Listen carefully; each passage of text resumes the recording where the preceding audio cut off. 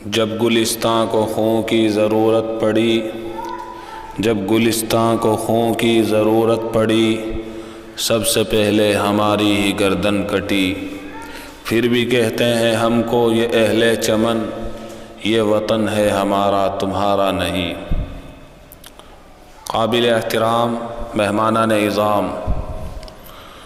15 اگست کی تاریخ ہمیں 76 سال سے آج تک ہر سال ایک عظیم نعمت کی یاد دہانی کرا رہی ہے، اور وہ عظیم نعمت ہے آزادی کی نعمت، جو آج ہی کے دن ہم سب کو میسر ہوئی ہے، اور غلامی، بے بسی، بے کسی کی زندگی سے ہمیں نجات ملی۔ مگر دوستو، یہ آزادی کی نعمت ہمیں یوں ہی نہیں ملی، بلکہ ایک طویل اور متواتر محنت و مشقت، جاں فشانی اور جاں بازی، تن من دھن کی قربانی کے بعد عطا ہوئی ہے۔ ہمارے بڑوں نے، ہمارے اکابرین نے اپنی جانوں کو ہتھیلی پر رکھ کر انگریز پٹھو کا مقابلہ کیا ہے۔ جی ہاں، یہی وہ ہمارے اکابرین کہ جنہوں نے سر تو کٹوائے لیکن سر نہیں جھکائے، جنہوں نے معافی نامے لکھ کر انگریز کی خوشامد درآمد نہیں کی، جیسا کہ تاریخ گواہ ہے کہ ایک قوم اس وقت بھی انگریز کی خوشامد میں لگ کر اپنی ہی فکر میں مست و مگن تھی۔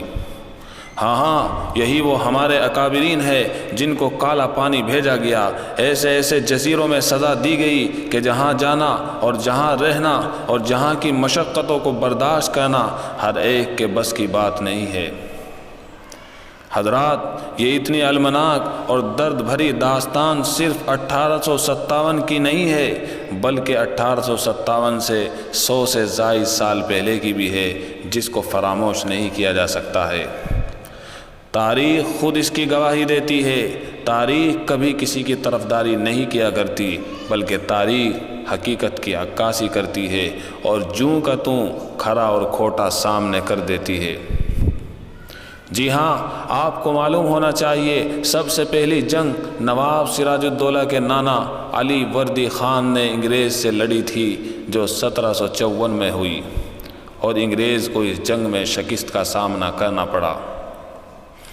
اس کے بعد 1857 سے ٹھیک 100 سال پہلے علی وردی خان کے نائب نواب سراج الدولہ نے جنگ لڑی، مگر اپنوں کی مکاری سے فتح مل نہ سکی۔